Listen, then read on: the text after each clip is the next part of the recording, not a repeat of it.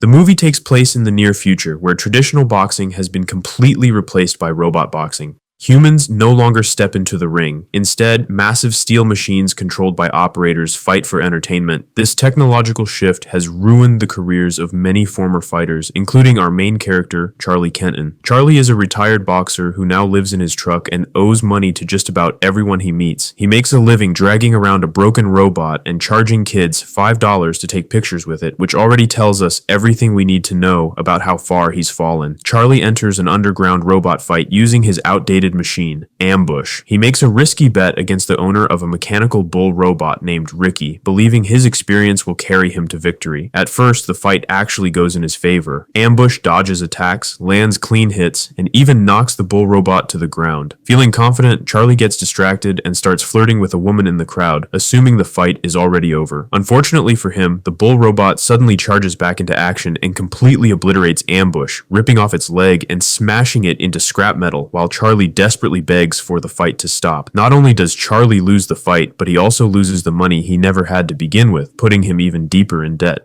As Charlie attempts to flee the scene, two men catch up to him with unexpected news. His ex-girlfriend has died, and Charlie is now legally responsible for their son, Max. Instead of showing concern, Charlie treats this like an inconvenience. At court, he quickly agrees to sign away custody of Max to his ex-girlfriend's sister, Deborah, and her wealthy husband. However, once Charlie notices how rich they are, he suddenly changes his tune and negotiates a deal where they pay him money in exchange for custody. Worse still, Charlie charges them even more money to keep Max for the summer while the husband is away. In other words, he doesn't just abandon his son, he profits from it. With cash in hand, Charlie immediately buys a flashy, high-end robot from the black market called Noisy Boy. Covered in samurai armor and clearly designed to intimidate, Charlie believes this robot will be his ticket back to the top. He brings the robot home to Bailey, his longtime friend and mechanic, who also happens to be the person he owes money to. Charlie attempts to charm his way out of his debt, but Bailey shuts him down immediately, making it clear she values responsibility more than empty bravado. When Max arrives, it's clear he's angry, not just because his father sold him, but because Charlie didn't even bother sharing the money. Despite this, Max reveals that he's extremely knowledgeable about robot boxing. When Noisy Boy refuses to respond to Charlie's voice commands, Max figures out that the robot is set to Japanese controls. Once the language is reset, the robot works perfectly, something Charlie never would have discovered on his own. Convinced he can't lose, Charlie rushes Noisy Boy into a high-stakes underground fight without any practice. Max warns him to take a lower-tier match first, but Charlie ignores him and challenges the reigning champion robot, Midas. At first, Noisy Boy dominates, landing powerful strikes and pushing Midas back. Charlie grows overconfident once again. Then disaster strikes, Midas adapts, counterattacks, and Charlie, who never learned the robot's controls, panics. He inputs the wrong command, allowing Midas to rip Noisy Boy's arm clean off, followed shortly by its head. The robot is destroyed and Max finally snaps, blaming Charlie for his recklessness. Charlie, unable to accept responsibility, blames the robot instead.